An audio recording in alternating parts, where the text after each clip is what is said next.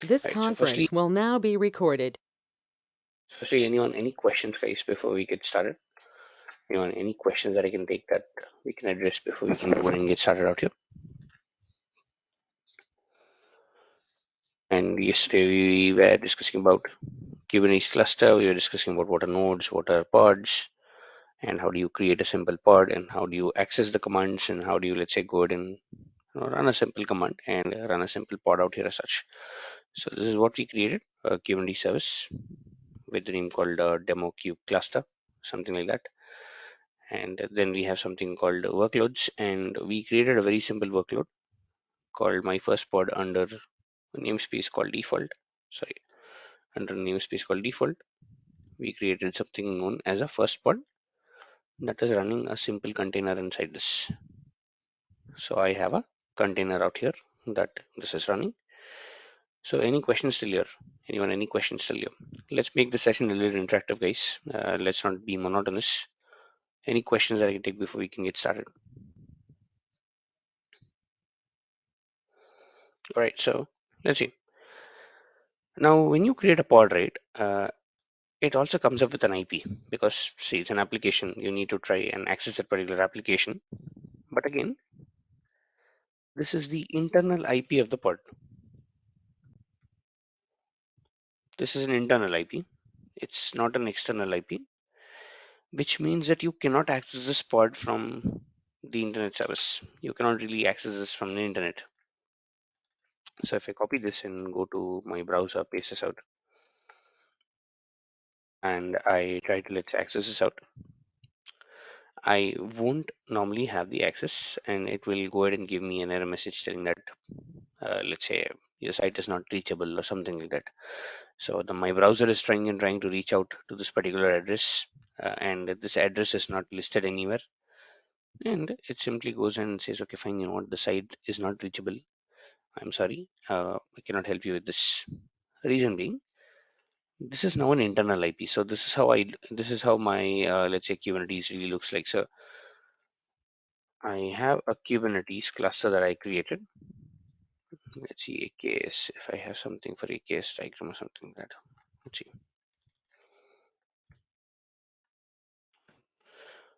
Destroy it in this way. So I have a cluster that is created called AKS. Two things as a part of this particular cluster. One being my master node.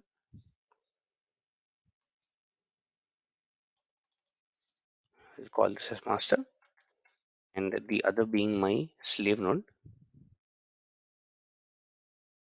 on which I have a pod running, on which I have something known as a pod running, and inside that pod I have a container. So I have a pod on top of this particular, let's say, slave node out here, and on top of that particular pod, I have a container which is running.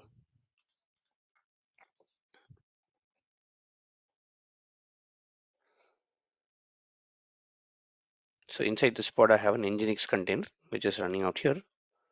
Now I want to expose this container, or I want to, let's say, expose the content that is there inside this particular container over the internet. Meaning, if someone comes from the internet out there, I want them to really access this particular container or access this content inside this container. For which, what really happens is that, when you look at your Kubernetes setup, right, and when I go ahead and created a resource group for Kubernetes called my RG. So this is where my Kubernetes is in place, and I have a container registry.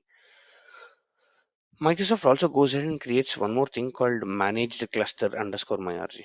So I have managed cluster my RG, something like that, under which I have all these resources. And one of the most important resources that I'm really looking at is a load balancer. So I have something called as a load balancer out here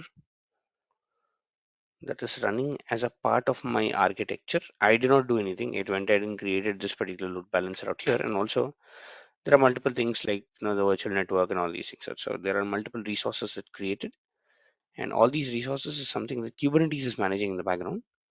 But what I can now do is that using this particular load balancer, The load balancer is a public load balancer out here. It has a public IP out here. What I can now do is I can now expose my pod over the load balancer. So this is the pod. I can expose the pod. I can expose the pod over the load balancer, for which I will have to create something called as a service.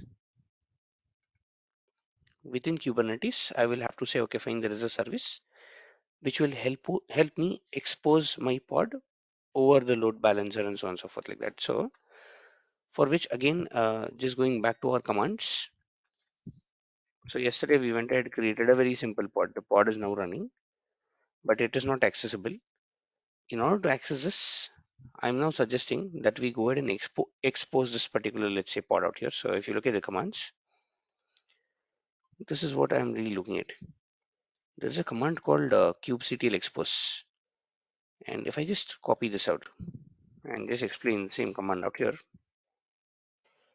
saying kubectl expose the name of the pod that I want to expose, where I want to expose this out, the port in which I want to expose the target port, and the name of the service that I want to create inside Kubernetes. So I will do something like this. Before I go ahead and do that, first let me again go ahead and connect to the Kubernetes cluster back again. So let me copy this out.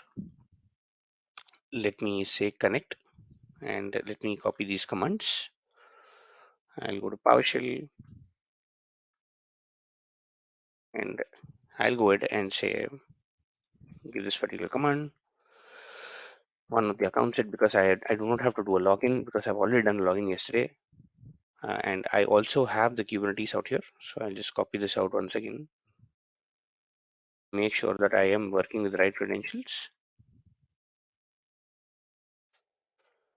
It's going to tell me that the credentials already exist. So it's just going to, let's say, override this out. Yes, and it merged this one, good enough. And now I'll go ahead and take this one. The name of the pod that I have is called as a first pod. Type is a load balancer. I'll say please expose it on a port called 80. Target port is also 80 internet. And the name of the service, I'll just give a name called my service or my first service.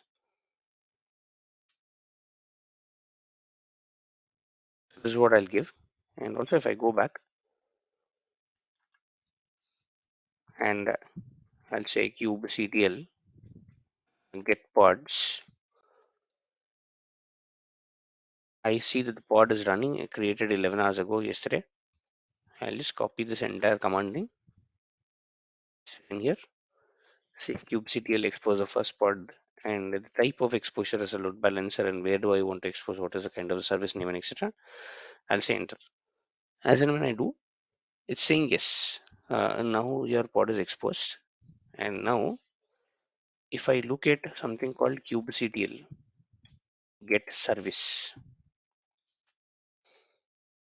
there is a load balancer service that got created inside Kubernetes service or inside Kubernetes out here. So if you go into something called services and ingress in here under services, there is a service called my first service.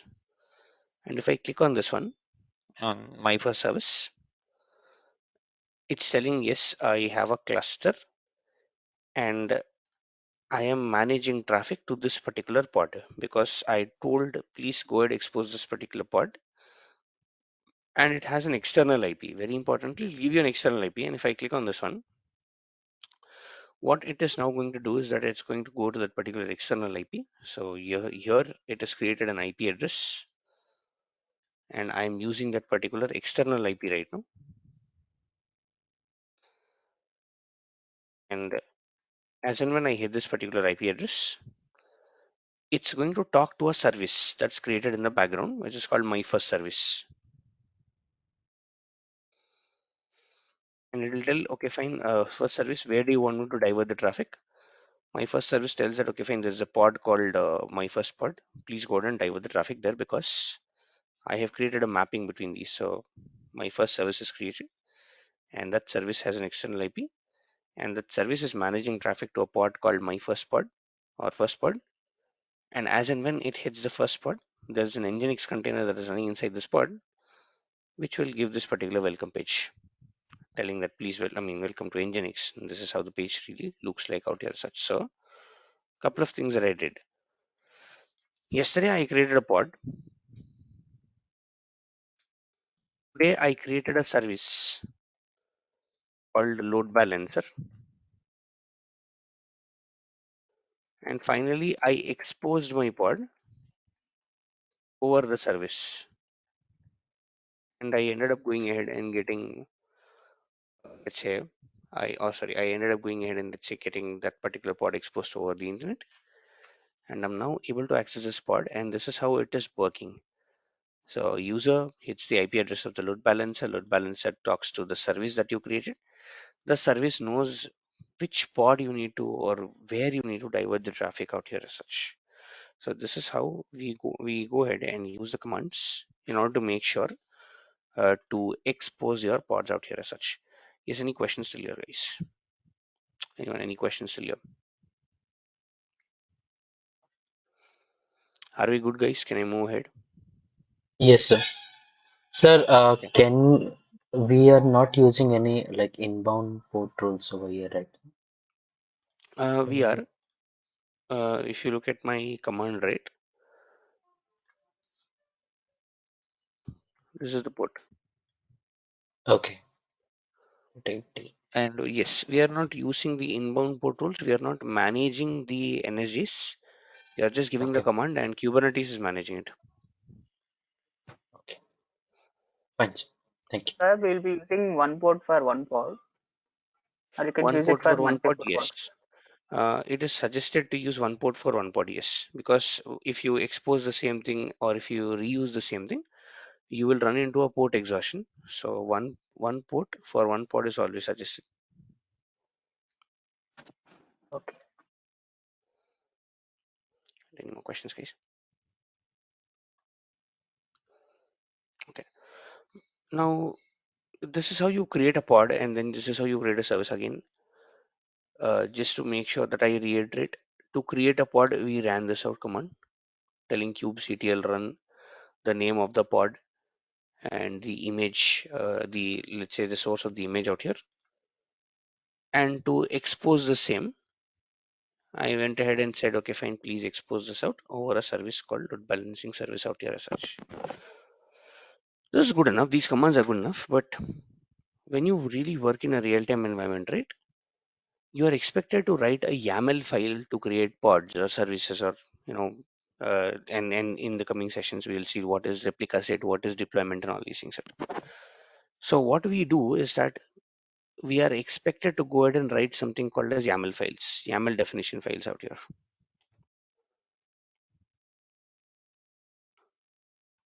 YAML. We used YAML for Azure DevOps to write pipelines in Azure DevOps. Same YAML structure, which is much more simplified, of course. This is something we are expected to go ahead and let's say create in order to create the infrastructure, in order to create, let's say, infrastructure like pods, like replica sets, like deployments, like services, and all these things.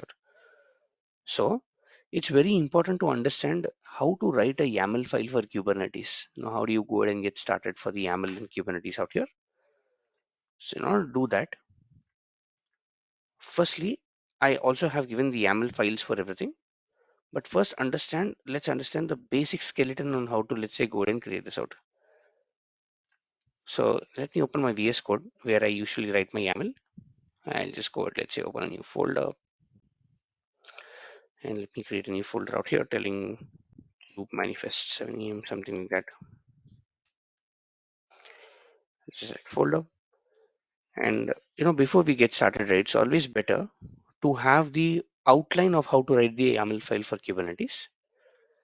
So I'll say this is the outline.yml,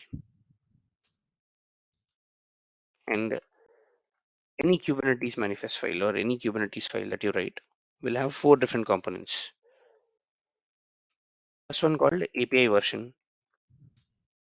Second one is the kind. Third one is called metadata. Fourth is called specifications or SPEC.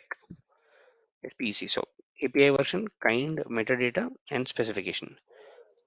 The API version can have two things. Either it will start with V1 for pods and services. If you're creating a pod or a service, you will use V1.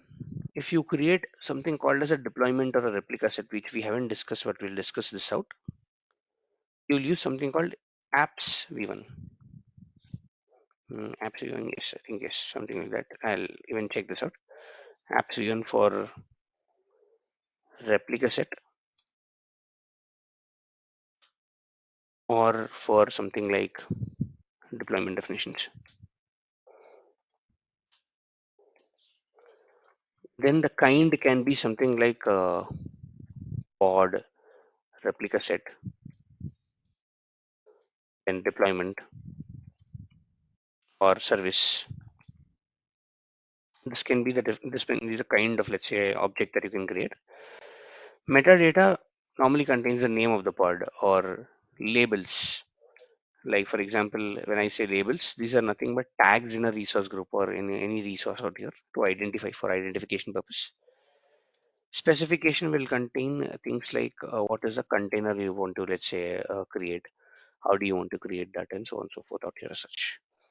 So this forms a basic outline of how do you write a Kubernetes. Also, you can go and write a Kubernetes. For example, if I want to write a pod, the same pod, let's say, I'll say pod.yml. I'll start with something like API version. I'll say v1 and I'll say kind. I'll say pod, and in here what I'll do is that I'll say metadata, and in the metadata I'll tell the name of the pod is something like demo pod, and I'll have something called as labels, and inside labels, right, I can give multiple labels out here. Like for example, I'll say a type is front end pod. You can do any label out here. I say purpose, development, so on and so forth. So metadata contains two objects. One the name, the other is a label. And finally, I go ahead and give something called specifications. And under specifications, automatically, if you see, it loads out something called containers. And inside that, I can give the name of the container that I want to create. I'll say first container. And I'll do something called as image. And I'll say it is Nginx latest. Any version of Nginx image that I want. I'm going ahead and creating that particular, let's say, Nginx image out here. So if you look at this, a couple of options like what is the API version, what is the kind, what is the metadata. Inside metadata, I have the names and labels, and under specifications, I'm telling what are the containers that I want, the name and the image of the container. Now I have also given the same file. I'll just save this out. I have also given the same file in this particular document. So if you look at this, I'm just giving what is the kind of, let's say, resource that I'm creating, and it's fairly a very simple file. You don't have to, let's say, really brood over it. It's a very simple file.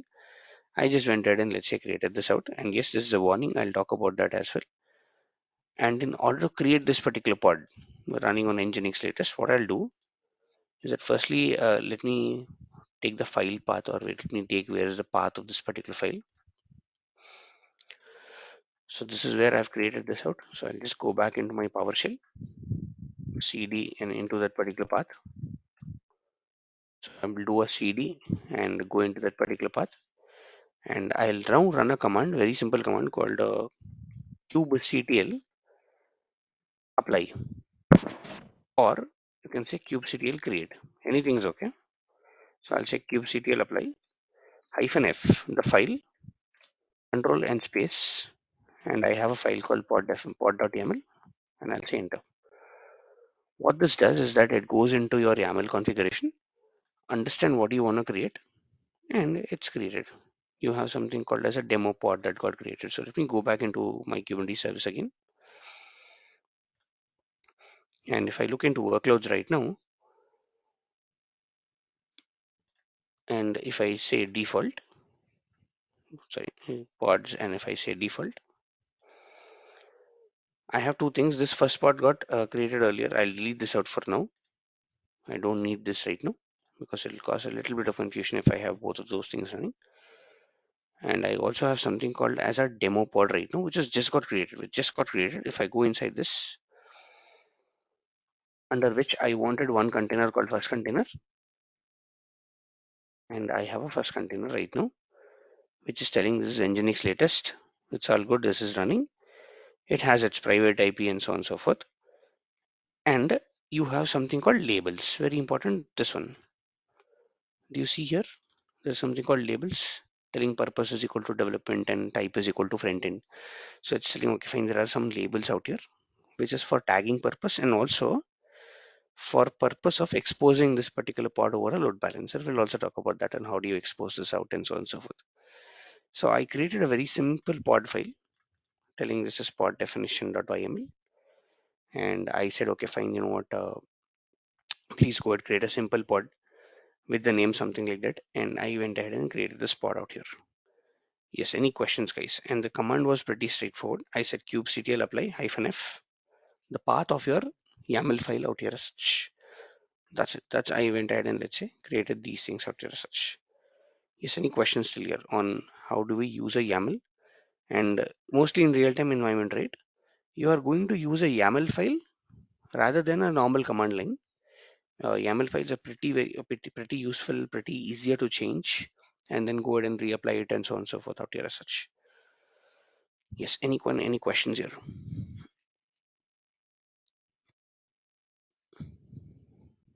Anyone, any questions still here? Hi, sir. Just a small doubt, sir. Good, please. In the image section, instead of Mhm. using ngInx, can we use the HTTPD that earlier one used to do for the Apache one? Yes, yes, you can do HTTPD also. I'm just giving this as an example. You can have your own Okay, custom images also. It's not a problem. okay. Thank you.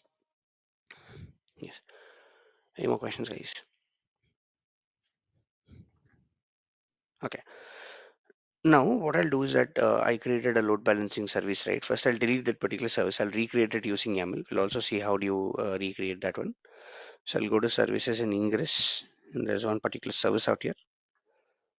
I'll just delete this out. Say yes, confirm delete, and I'll just delete this out. And while that's getting deleted, I'll write another file called service.yml. What I'll do right now is that I'll say again API version. I'll say v1. I'll say kind service, and for the service, right? I'll also have to let's say mention let's say the specific the metadata out here. I'll say the name. I'll say first service or load balancer, load balancing service, something like that. I'll say labels. You can give something like type is equal to front end.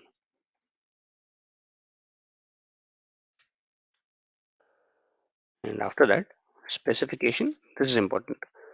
Now I have to tell what kind of a service this is. So I'll start with type, and in the type, I'll say it's a load balancer service. So I'm doing control space. I'll also show you why control space is working for me. And I'll say type is a load balancing service. And then you have ports. I'll say port 80. And you can also give a destination port out here, telling it as target port. And I'll say target port is also 80. So ports, I'm saying what is the port that I want to expose this out in? The let's say the port of the load balancer and the exposure port. So both of them I'm giving. Also very importantly, I'll have to tell this particular service that please expose this pod. Somehow I need to communicate or somehow I need to establish a communication between these two, for which there is an important block called selector.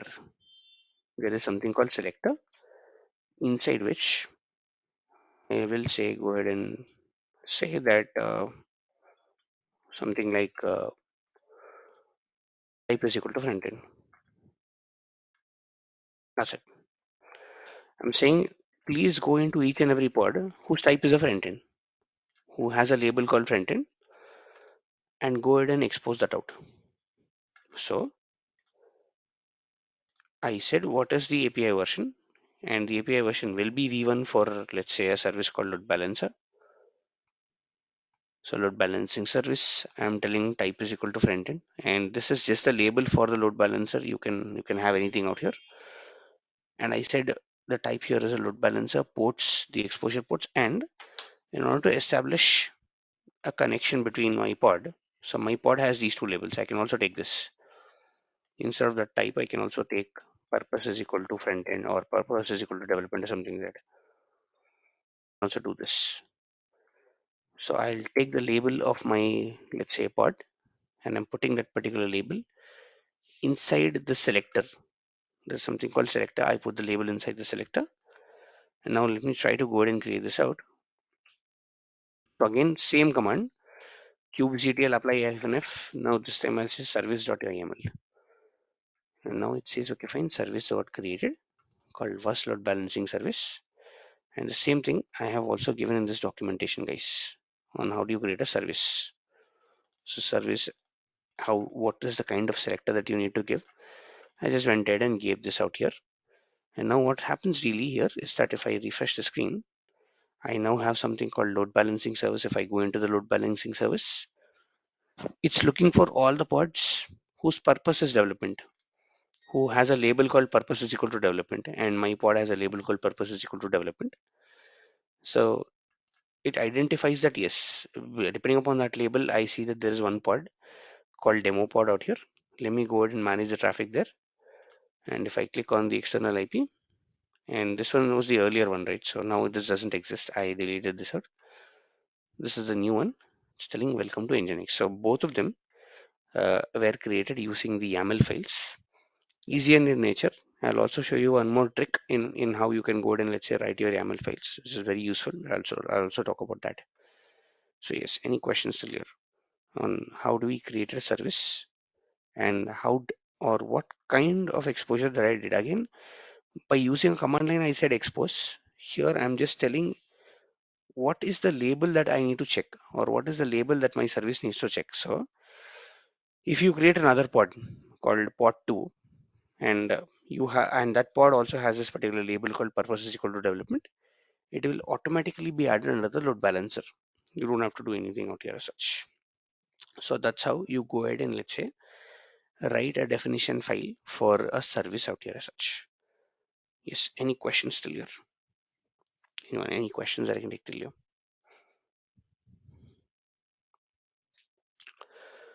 Now, an easier way, see, I have written all these things good enough. Easier way not to write this without even having to remember all these things is there is an extension in VS Code. Just type Kubernetes.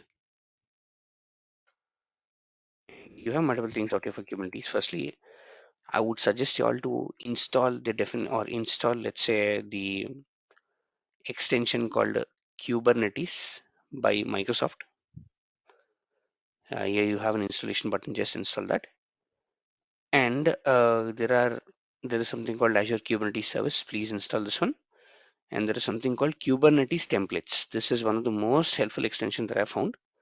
It's a private extension. You can just go ahead and install this out. Very useful.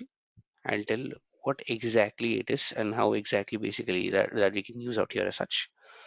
So I went ahead and installed all these things. One Kubernetes for Microsoft, Azure Kubernetes Service, and then the Kubernetes templates. Please install these three things. And now, earlier I wrote the pod like this, right? I said, okay, fine, this is my pod and all that stuff. I wrote this pod. If I want to write the same thing again, I'll just go ahead and say pod2.yml. Maybe I'm creating a second pod. Now I won't write anything. I won't tell, okay, fine, it is service, or it is, let's say, something like the API version, the kind and all that stuff. I won't write all those things. I'll just say K8s. The other words for Kubernetes, the other, let's say, name for Kubernetes is also called K8s. and I'm saying creates, and I want to create an object called pod. So if you just scroll down, there is something called pod, and I'll say enter. That's it. I loaded my entire pod definition template. It's giving you the example telling that, okay, fine, these are all the things that you can create. And there is something called CPU limits, meaning how much of memory the pod needs to, let's say, occupy. And there are something called environment variables and all these things. So I can remove all the environment variables and all that stuff. I don't even need all those things. I'll say the name of the pod is second pod. Let's say someone wanted HTTPS, a HTTPD container. I'll also create that. I'll say labels. I'll say app is HTTPD. I'll just scroll down. I'll say this is my HTTP container.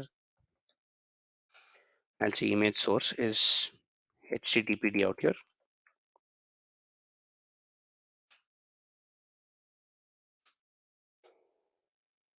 That's it. I went ahead and I created a pod definition. All I'm doing is that I'm just going ahead and changing a few values. That's it. I just said k8s and I said I want pod. It created me an entire pod definition right now. I can simply take this file. I can say apply pod2.yml. Now pod2 got created. And now if I want to write service2, say service2.yml. Again, I'll say k8s for Kubernetes. I'll say I want to create a service. Done. Now I have a service. And now I'm telling, okay, fine, this is v1, this is service. The name, I'll say this is my second service, something like that. I'll say selector here and see it's asking me, okay, fine, what do you want to really select? I'll say please go ahead, get something called as apps is equal to HTTPS.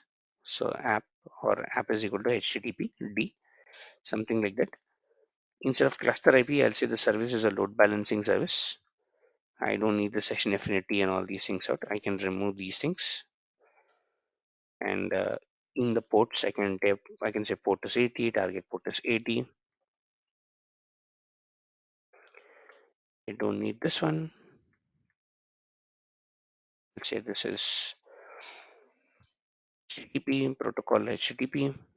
You don't even need to give the protocol out here. That's good enough. And selector is already there and done. So with minimal effort, all I'm doing is that with minimal effort, I'm just going ahead and trying to, let's say, expose this out, telling that, okay, fine, this is how I write this out. And I'm writing a service out here. And all I can do is now go ahead and apply this particular service. So I have multiple files and I want a service2.yml to be created and I'll say enter. Done. So now if I say kubectl and get pods, I have demo pod and second pod that got created. Demo pod is something that I wrote completely from the scratch. Second pod is something that I created just out of, let's say, a simple template. I just called k8s Kubernetes and done. Then I have kubectl get service, or I can say get svc service for short form for service. I have my second service with this particular IP address. So if I just copy this IP address and go to my browser once again,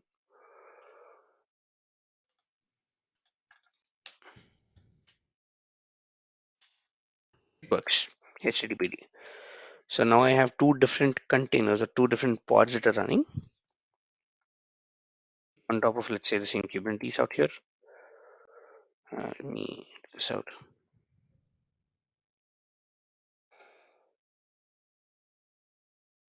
So on the same node, there are two different pods running, and I have a demo service, and also I have the second service that got created. Both have two different IP addresses, and you as a user are hitting this, and load balance is identifying which service that I need to, let's say, divert the traffic to. And depending upon the labels, depending upon the selector, this is very important. Selector is important. Depending upon that, it's going ahead and, let's say, diverting my traffic either to the first pod or the second pod, depending upon the mapping that you have done. And these extensions, let's say, that I've installed, they become very important. Reason being, it's very easy for you to just go ahead and write a YAML, just go ahead and write a Kubernetes YAML file. You don't have to really bang your head telling that, okay, fine, how it's written or what is the spaces and all that stuff. All you have to do is just change some values and good enough. No, always smart work pays off a lot than let's say hard work out here. So it's easier to go ahead and let's say expose this out in this way. So you can just go ahead and install these extensions and done. We are good to go ahead and expose all these things out here as such. Yes, any questions here, guys? Anyone, any questions here? Anyone, any questions still here that I can take on how did we write this particular YAML definition file? All good, sir. Okay, great. But one issue with this is that again, Kubernetes is a software which helps us in orchestration, which means that if a pod goes down, Kubernetes is expected to get the pod back up again. So, for example, let's say for some reason there is a crash, there is a node crash that happened, meaning the backend virtual machine crashed and your pods are going down.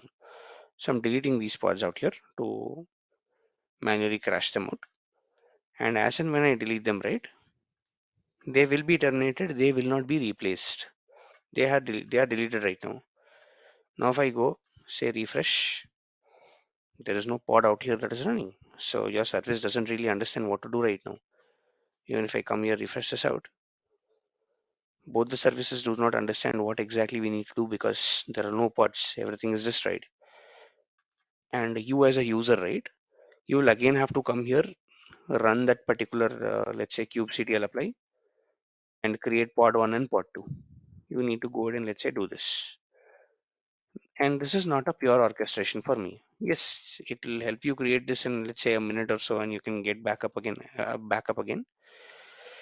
But it is not orchestration for me.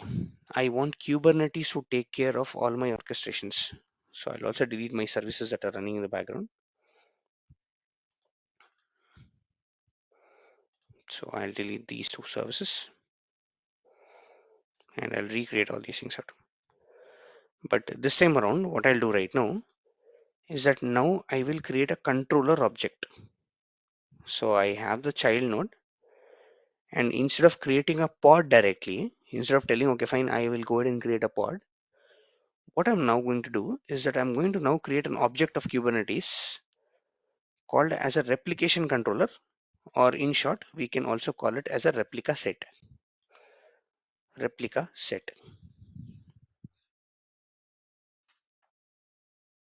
which acts as a control plane to orchestrate your Kubernetes pods. When I mean what is that exactly? Is that when you create an object called replica set, you can tell the replica set how many copies of the pod you need. For example, let's say I go ahead and say that I need 3 copies of my pod.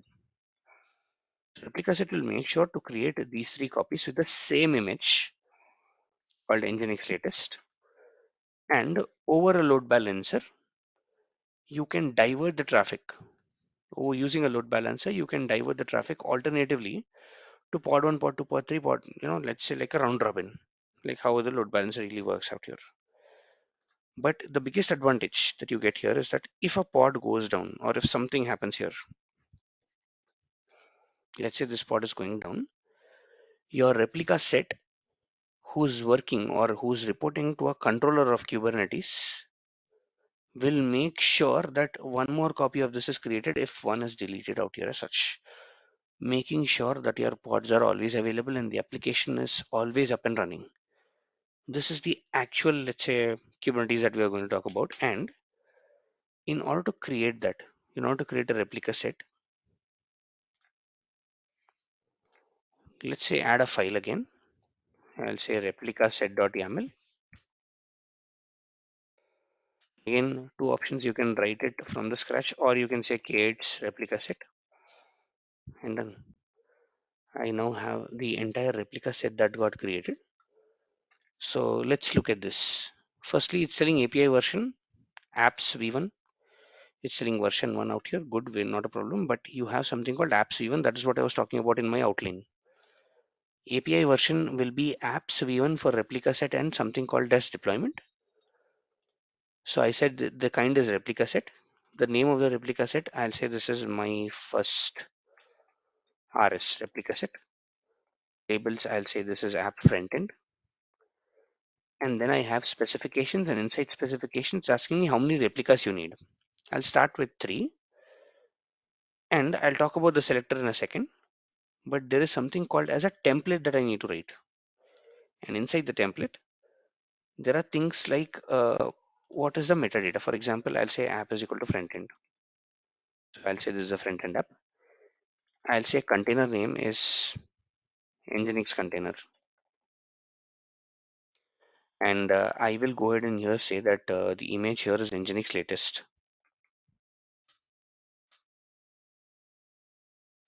Nginx, I'll say latest.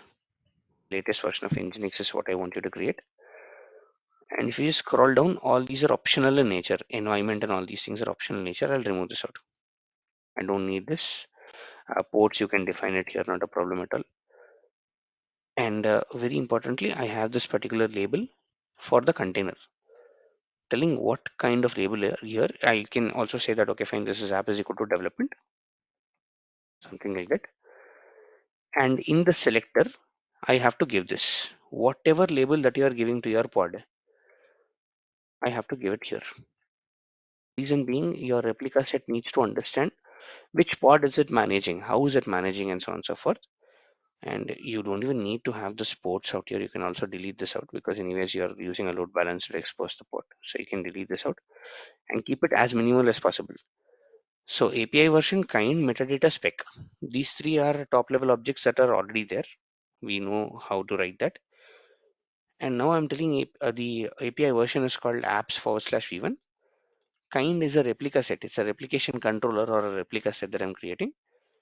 And the metadata of the replica set. This is the entire definition for the replica set out here, telling, okay, find the metadata and what kind of an app that I'm balancing out here as such.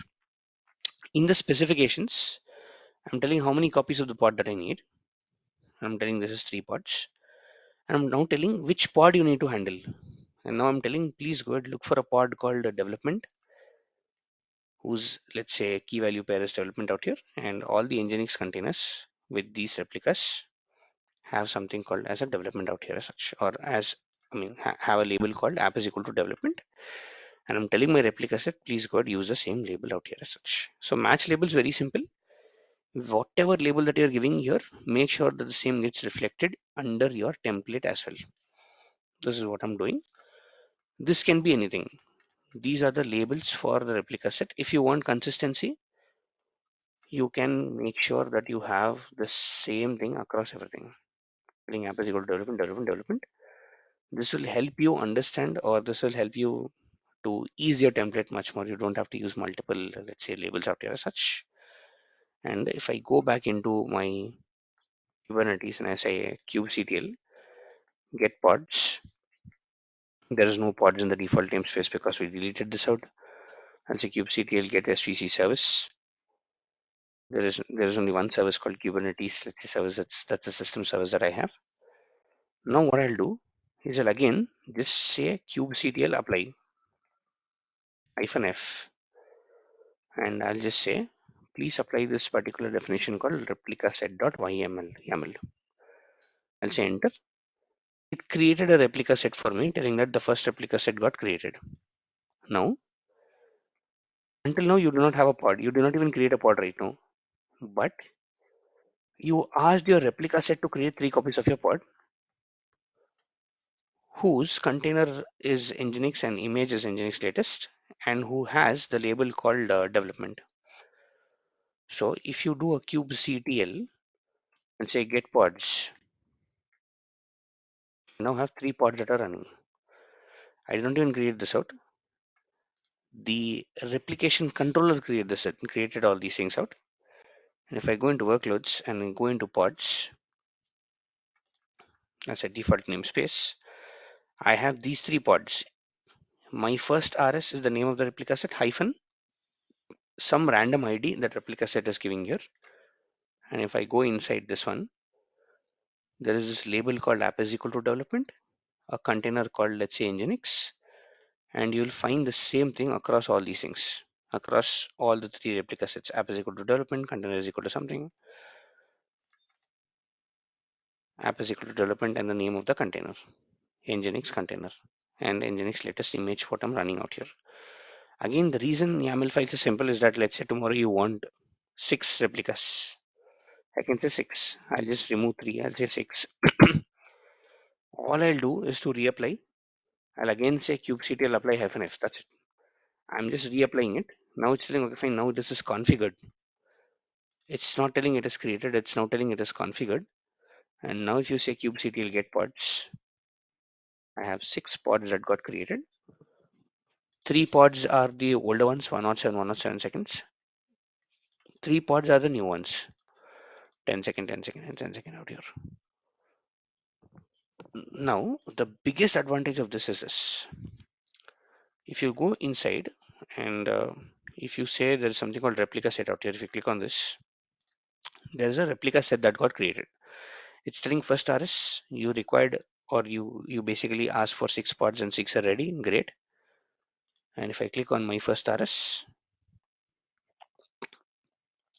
it will say these are all my pods that are running.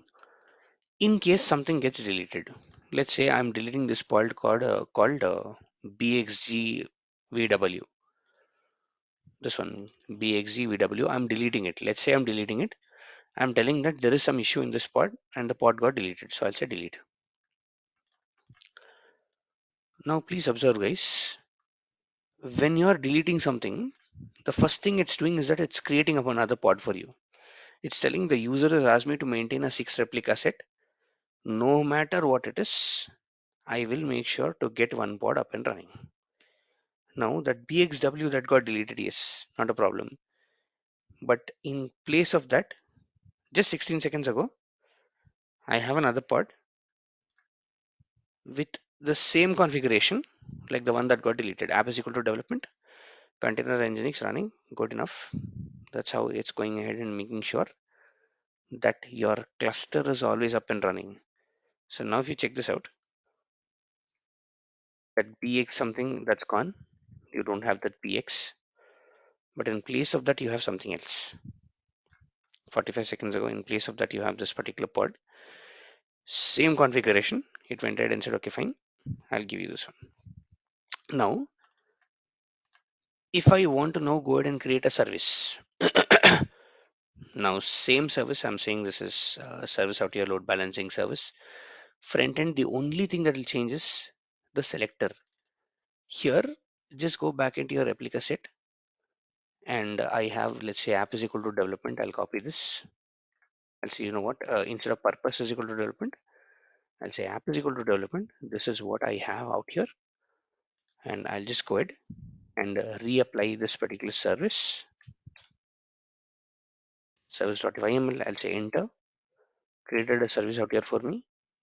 And if I go ahead into my cluster, into the services, now it's saying the balancing service is being created. Public IP is pending, will take like about a minute or so. And as and when I go here, right, all the pods, all the 6 pods that are running as a part of my replica set with a label called app is equal to development are taken under the purview of the load balancer.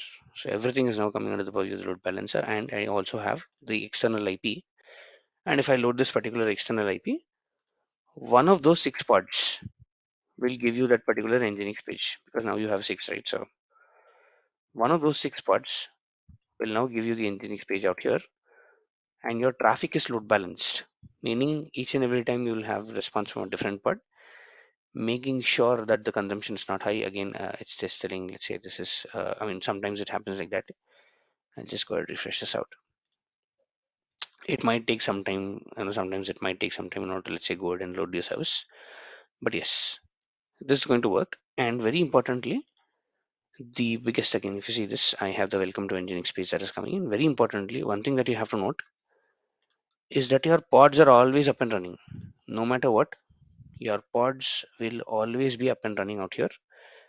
In case something gets deleted, let's say I delete this out, the service will still work. It will divert to that pod which is healthy, and your replication controller in the backend is creating a new pod as a replacement for this. This is called orchestration for me. This is how I orchestrate out, let's say, my definitions out here as such. Yes, anyone, any questions still here? Anyone, any questions that I can take till here? On water pods, water replica sets, and one final thing that we have is called a deployment. Very easy, but first I want you all to understand what is a pod, what is a replica set, and can you all create a replica set, can we create a pod, and can we expose this out? And once we establish these basics, I'll take 1 more hour for Kubernetes and I'll complete what is the deployment and what is the advantage of the deployment, and that should be it. That should get us, let's say, a good understanding of Kubernetes. And even when you work in a real-time rate, these are 3 or 4 objects that you work with: pods, replica sets, deployments, services, and you have cron jobs and all that stuff. But yes, these are the 4 things that we actually look at out here as such. Yes, anyone, any questions?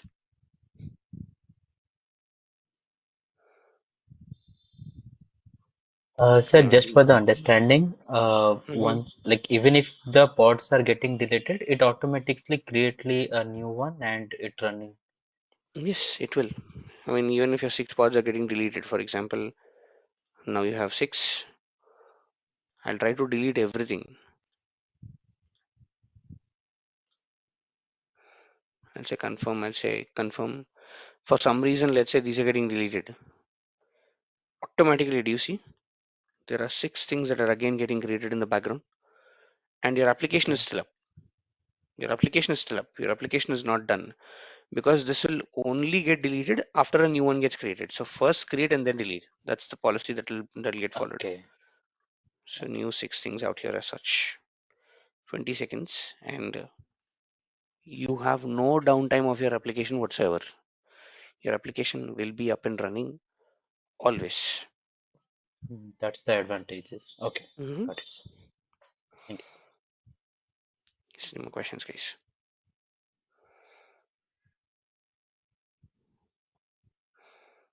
Anyone, any more questions here?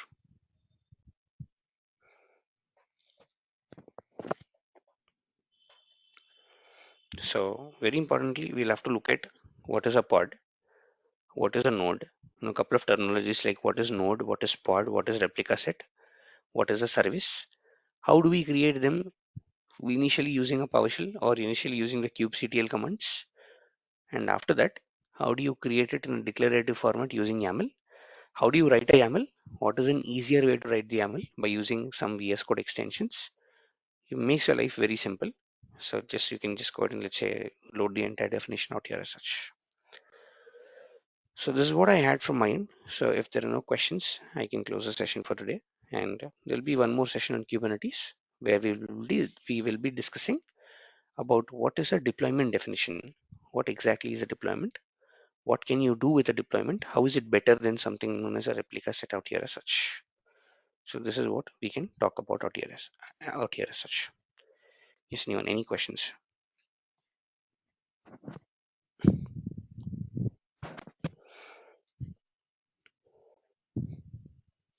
All right, so that's it from mine today, guys. Have a good day ahead and thank you. It is. Thank you.